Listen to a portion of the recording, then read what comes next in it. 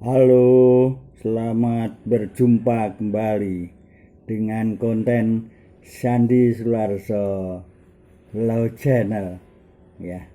Dalam konten saya kali ini, saya akan memuat masalah-masalah yang up to date ya. Ya, yang sangat berkembang dalam pembicaraan masyarakat di Indonesia pada akhir-akhir ini ya, khususnya kalangan politikus di level tingkat atas ya, membahas masalah strategi politik mendekati pilpres yang akan datang. Bagaimana strategi yang mau diambil agar dalam pilpres nanti kandidatnya bisa mendapat dukungan suara terbanyak dengan strategi-strategi yang dilakukan oleh mereka dan kompanyonnya yang cocok, yaitu mengenai wacana adanya pilpres 3 peserta atau 3 poros mau dijadikan 2 poros ya. Apa ini keuntungan dan kekurangan dari 3 poros menjadi 2 poros? Ini akan saya bahas dalam konten saya kali ini. Kalau kita melihat sejarah ya, sejarah partai di Indonesia, yaitu pada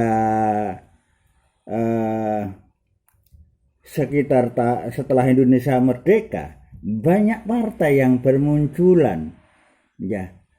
Tapi saya melihat partai-partai itu bisa saya bagi partai yang bersifat nasionalis dan bersifat agamis ya. Kemudian setelah Orde Baru, partai yang banyak itu oleh Presiden Soeharto, politik yang diterapkan, terlalu banyak partai menurut beliau kurang bagus, maka difusilah partai-partai itu, yaitu menjadi 3 partai, yaitu golongan karya, yang menurut saya golongan karya juga partai tapi disebutnya golongan karya begitu ya. Kemudian PDI ya, simbolnya dengan gambar banteng ya, itu ya PDI yang kemudian setelah ada reformasi menjadi PDI Perjuangan ya, karena banyak perjuangan dalam memunculkan partai yang kuat tidak mudah ya, maka ditambahi perjuangan bahwa PDI itu ada PDI saja, ada PDI Perjuangan di bawah Ibu Mega ya. Selanjutnya partai-partai itu difusi ya, tadi Golkar, golongan karya, kemudian PDI ya, ini mewakili kelompok nasionalis menjadi PDI ya. Kemudian P3 ya, P3 ini mewakili kelompok kalangan agamis menurut saya ya. Agamis khususnya adalah agama mayoritas di Indonesia. Kalau di luar itu masuk nasionalis, yaitu PDI. Selanjutnya, kalau kita melihat zaman Orde Baru, setiap 5 tahunan ada pemilihan presiden dan wakil presiden di Indonesia sesuai dengan konstitusi ya 1945 ya. Itu presiden dipilih dan wakil presiden dipilih setiap 5 tahun sekali, tetapi belum ada demokrasi yang langsung karena belum ada perubahan ke demokrasi langsung sesuai undang-undang ya yang ada di Indonesia.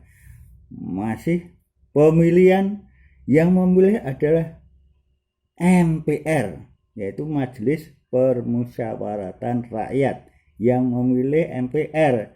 Jumlah MPR yang kurang lebih 500, yaitu yang menentukan presiden di Indonesia adalah wakil yang ada di MPR, hanya kurang lebih 500 orang ditentukan itu.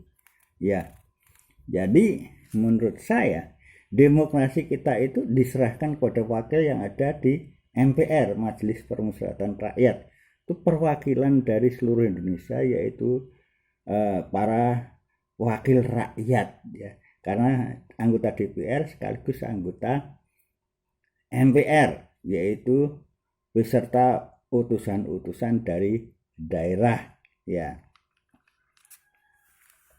Capresnya selama Orde Baru saya melihat calonnya itu iya, beliau Presiden Soeharto beserta wakil yang dipilih siapa? Dulu pernah Pak Adam Malik ya, pernah ganti, jadi tiap 5 tahun sekali ada wakil-wakil rakyat ya, Pak Adi Kusuma, kemudian Tri Sutesno pernah pasangan dengan Bapak Presiden Soeharto, berpasangan dengan Bapak Soeharto untuk menjadi presiden dan wakil presiden di Indonesia. Yang memilih yaitu MPR ya. Menurut saya bagaimana untuk memilih di MPR ini ya, bagaimana bisa memegang MPR ya. Kalau ketua MPR ya, menurut saya bisa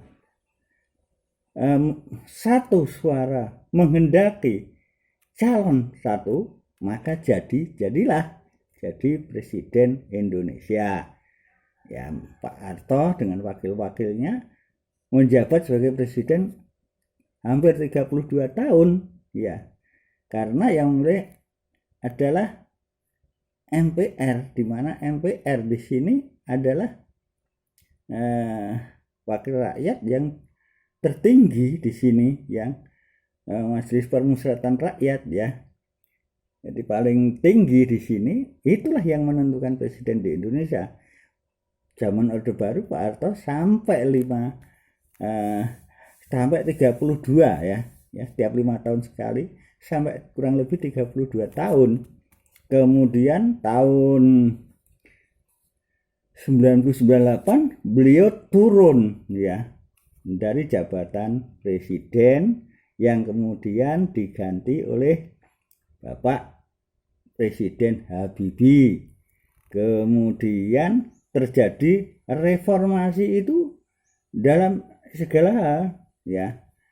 Dalam konstitusi juga ada reformasi ya, perubahan beberapa pasal dalam Undang-Undang Dasar. Kemudian 2024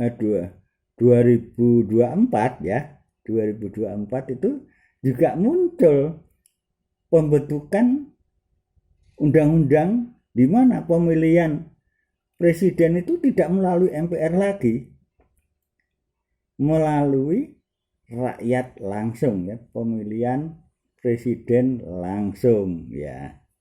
Jadi sudah tidak ditentukan oleh kurang lebih jumlah di anggota MPR, seluruh rakyat Indonesia. Kalau jumlahnya pemilihnya 200 juta, yaitu ditentukan oleh 200 juta rakyat pemimpin negara ini. Itu pertimbangan demokrasi langsung seperti beberapa negara besar di dunia ini ya. Selanjutnya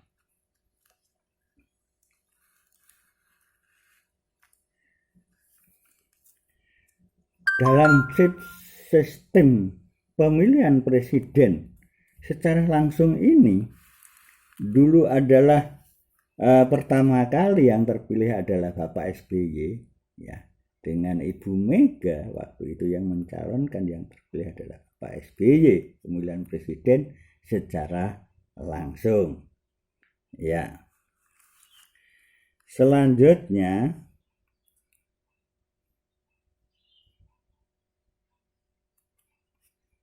dalam demokrasi di Indonesia, ya, dalam pilpres, ya, pemilihan presiden, dalam demokrasi langsung ini dimunculkan bisa saja lebih dari satu calon, ya, karena partai dibuka, pembentukan partai yang lebih dari satu, lebih dari 3 pada Orde Baru, banyak munculan pendaftaran partai baru. Nah, kemudian demokrasi ini muncul beberapa kandidat calon, ya. Menurut saya, ya, kalau kita melihat waktu Orde Baru, itu calon bisa saja lebih dari 1, 2 dipilih oleh MPR. Tetapi situasi saat itu, karisma Bapak Soeharto sangat besar sekali di MPR. Selalu ada calon yang dicalonkan adalah yang punya kans itu Bapak Soeharto selama hampir 32 tahun menjabat sebagai Presiden Republik Indonesia. Selanjutnya, dalam pemilihan presiden langsung itu pertama kali Bapak SBY yang terpilih. Waktu itu calonnya 2 dengan Ibu Mega. Jadi satu putaran selesai. Itu contoh 2 poros. Ya. Satu putaran udah selesai, ya. Kalau menurut saya, kalau kandidat itu lebih dari 2, misalnya 3 kandidat, ya, 3 poros, ini kemungkinan besar sesuai dengan peraturan perundangan yang ada untuk mencapai suara 50+1 ini sangat sulit, ya, karena aturannya. Maka yang tidak ada yang mencapai 51% lebih, ini sulit. Maka hasilnya di bawah itu, maka harus ada 2 kali putaran, ya. Berarti pertama pemilihan demokrasi secara langsung tidak ada yang 50+1, maka diadakan pemilihan yang kedua demokrasi langsung. Saat itu dipilih kembali, ya, dipilih kembali. Di sini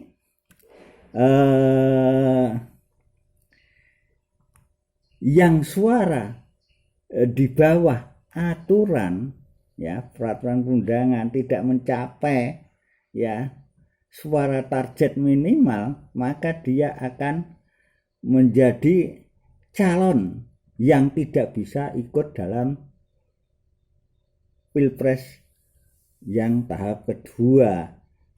Jadi yang bisa ikut hanya suara terbanyak nomor 1 dan kedua, ya, di bawah 50, ya.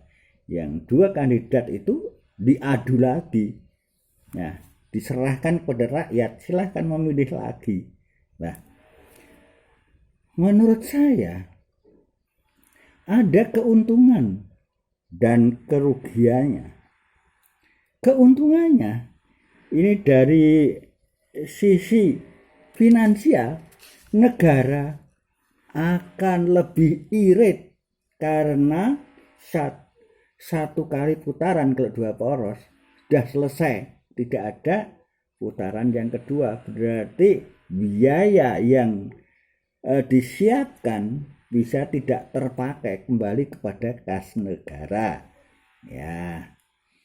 Kemudian kekurangannya, menurut saya, kemungkinan besar ada partai-partai atau calon-calon yang merasa tidak puas kalau tidak diadu yang kedua lagi, ya, karena bisa saja mereka pasang strategi baru, ya, di mana rakyat sebagai sasaran, sebagai subjek akan dipengaruhi program-program yang mereka punya program yang lebih bagus yang akan datang. Nah ini jadi memakan waktu. Jadi kalau saya pribadi melihat, kalau sekali itu suasana negara pilpres kali itu suasana akan kondusif. Tapi kalau itu putaran kedua, suasana saya kira bisa mudah kurang kondusif menurut saya ya pribadi. Jadi kalau saya pribadi ya cocok satu kali putaran selesai, ya. Kemudian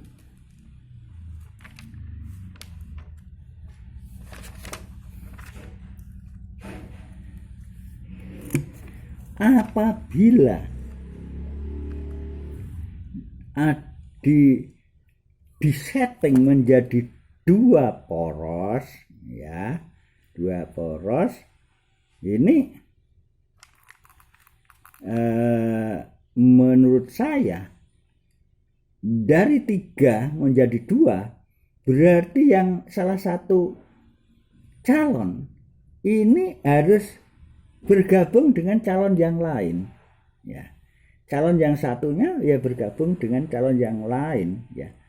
Atau yang calon yang satu dan kedua bisa gabung, yang calon yang ketiga tidak bisa gabung, ya. Tapi misalnya suaranya kuat, ya, tetap satu kali putaran.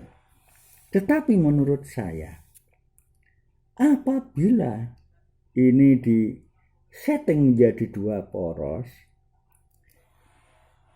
ini isunya, ya, adalah Pak Ganjar dan Pak Prabowo, ya. Berarti di sini antara Partai PDI Perjuangan dan kompanyonya atau kelompok pendukungnya dan Gerindra dan pendukungnya. Nah, ini akan jadi satu wadah, satu kubu untuk mencalonkan siapa yang menjadi presiden dan siapa yang menjadi wakil presiden. Ini menjadi masalah. Apakah beliau-beliau ada yang mengalah dari capres menjadi cawapres? Ini perlu kelegawaan diri para calon yang kena program BUSI ini, ya. Kemudian dari calon poros yang lain, misalnya Bapak Anies, ya, misalnya Bapak Anies itu beliau mau bergabung misalnya bisa saja ke Pak Ganjar, bisa saja ke Pak Prabowo, ya. Tetapi menurut saya melihat kalau itu dijadikan dua poros, ini saya melihat dari strategi masa pendukung, ya, dari strategi masa pendukung, yaitu ada dua kelompok, yaitu satu kelompok nasionalis dan yang satu adalah kelompok agamis, ya. Jadi ada dua kelompok. Menurut saya ini dua kelompok ini bisa digabung salah satu calon nasionalis dan agamis, nah, atau nasionalis dengan nasionalis, ya, atau nasionalis dengan nasionalis. Nah, menurut saya melihat karena ini di atas kertas, ya, menurut saya pribadi masyarakat Indonesia 90% adalah pemeluk agama Islam. Nah, Apabila masyarakat ini terkoordinasi dengan baik, maka yang agamis punya potensi lebih besar dari kalangan nasionalis. Demikian saudara sekalian, terima kasih atas perhatian saudara. Semoga apa yang saya sampaikan ini dapat ada manfaatnya bagi kita semua untuk direnungkan dan bisa dijalankan para elit politik apabila cocok apa yang saya sampaikan. Jangan lupa saudaraku semua untuk mendukung saya, like dan subscribe. Terima kasih, thank you, salam sehat selalu.